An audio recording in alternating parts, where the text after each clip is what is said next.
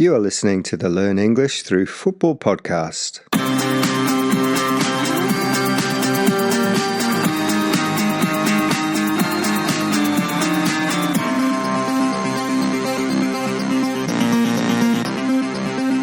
Hi everyone, and welcome to this week's football language podcast for English learners who love the beautiful game. I'm Damon, speaking from a beautiful sunny Tokyo. How's the weather where you are? And what about London, where my co-host Damien is based? How are things, Damien? Hi Damon, and hi to all the listeners. Well, I am in a cold and rainy London, but I did manage to get up and go and play football this morning, which was great fun. And of course, I'm still feeling really happy after the 2 Irish World Cup wins, which put us into the playoffs, and we got an okay draw as well. So we have to beat the Czech Republic, Czechia, and if we do, we play at home to probably Denmark. Difficult, but doable. Yeah, well done to Ireland, and as you say, they missed the side of the playoff draw with Italy, so it's certainly doable. Now, we'll be hearing from Damien later in the show when he gives his prediction for the big North London derby, which is scheduled for Sunday. And we'll also talk a little more about Ireland's win when I look at the main football phrase for this week's podcast, Roy of the Rovers stuff. Vous écoutez languagecaster.com. Thank you for that message, which was in French. And yes, you are listening to the Learn English Through Football podcast. Remember that our new website address is now learnenglishthroughfootball.com. You can still reach us at the old address, languagecaster.com, and you will still hear some stingers mentioning Languagecaster too. Hello everybody, my name is Omid, I am from Tashkent. I will tell you now, you are listening to languagecaster.com in my Uzbek language. Siz languagecaster.com saytida podcastlarni tinglayapsiz. Now that message you have just heard was in Uzbek, and as usual we'll play more short messages in different languages throughout this podcast. How many can you identify? We'll let you know what they were at the end of the show. And before we start the main section today, we'd love to add a message from you on the show. Why don't you record yourself saying you are listening to the Learn English Through Football podcast in your language and send it to contact@learnenglishthroughfootball.com. We'll feature it on our upcoming show. If you're short on time, just give us a like or rate us on your favorite podcast platform. Thank you. Right, let's kick off with this Learn English Through Football podcast's football language and the phrase Roy of the Rovers. Ég heiti Marino og ég stuðningsmaður Íslands og þið að hlusta á languagecast.com. Right, have you ever heard a commentator say that was Roy of the Rovers stuff? When this phrase is used, it is to refer to something almost unbelievable on the football pitch, a dramatic, heroic moment that feels like it came straight out of a comic book. But where does this phrase come from? Well, the origin of the phrase Roy of the Rovers was a hugely popular British comic that first appeared back in 1954. It followed the adventures of Roy Race, the star striker and later manager of the fictional team Melchester Rovers.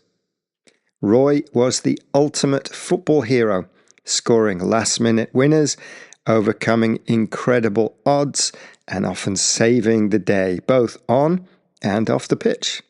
The stories were full of drama, and they celebrated football as a game of dreams. Because Roy and his team regularly pulled off miraculous comebacks and spectacular goals, the phrase Roy of the Rovers stuff entered football language to describe moments in a game that seemed too good to be true. It's used when a player or team achieves something extraordinary, often against the odds.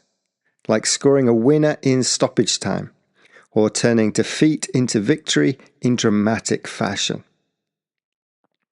In short, it means a fairy tale ending. Think of a substitute scoring twice in the last 5 minutes to win a cup final, or a team surviving relegation with a last gasp goal. Recently, Irish fans adapted the phrase to Troy of the Rovers.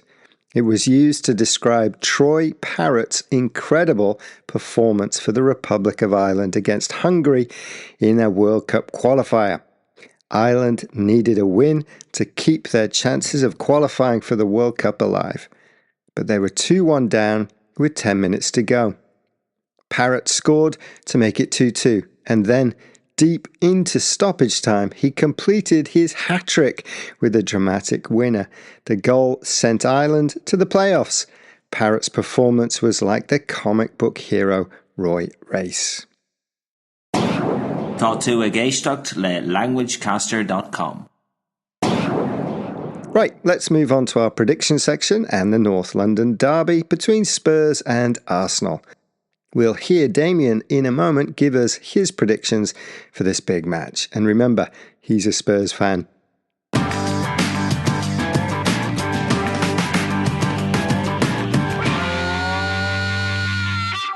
But before that, it's worth remembering that London has more professional football clubs than any other city in England, which has led to several well-known local derbies. As well as the North London derby between Arsenal and Tottenham Hotspur, there is the West London derby between Chelsea and Fulham. In South London, games between Crystal Palace, Charlton Athletic and Millwall are seen as derbies too. 那个谢胡听了通过做主我赢你。 I wonder if Damien would call Chelsea versus Tottenham as a derby or a rivalry. What do you think, Damien, and what's your prediction for your game against Arsenal? Well, for me, the biggest derby is the North London derby against Arsenal. Remember that Arsenal originally are a club from South London that moved north of the river 100 years ago. And so we don't like them because they shouldn't even be there. The Chelsea-Tottenham derby is strong, but I often feel that Chelsea fans see it as bigger, which is similar to West Ham, who always want to beat Tottenham. Right, how about the game? Well, the Spurs injury list is getting longer each week, so I don't think we will do much attacking, but instead we'll try and protect the goal. I would take a draw, but think, despite our good away form, we might lose this 2-1. I think you might get the draw you want, and I think it'll be 1-1 with a late equaliser for Spurs after Arsenal go ahead from a set piece. And how about the big Milan derby, Inter versus AC Milan? Just 2 points separate these two sides at the top of Serie A, but I think Inter will win this one, maybe 2-1 as well. I agree with you, Damien. A win for Inter, but maybe 1-0. Та хөл өмгөөр дамжуулан англи хэл сурах подкастыг сонсож байна. How about practicing your predictions language with us? What do you think will happen in any games that you are watching over the weekend? Let us know by coming along to our site and leaving a comment either below this post or on our forum. We think it's a really nice way to practice some of your writing, and you could even leave a predictions voice note as well. And of course, don't forget we have a huge glossary of football terms with hundreds of expressions, phrases and cliches about the beautiful game of football. Hola a todos, estáis escuchando languagecaster.com.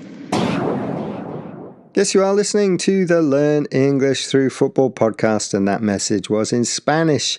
We also heard French and Uzbek at the start of the show, followed by Icelandic, Irish, Wu Chinese spoken around the Shanghai area, and Mongolian. Let us know if you want us to explain any football phrases or language that you have heard recently by sending us an email to contact@learnenglishthroughfootball.com. Alternatively, you can leave a post on our forum. Just come along to the site. You can find it by searching for Learn English Through Football. Enjoy all the football this week. We'll be back again early next week with another weekly football expression. And we'd really appreciate it if you could share our podcast with your friends and give us a like on your favourite podcast platform. Ta-ra! Bye-bye!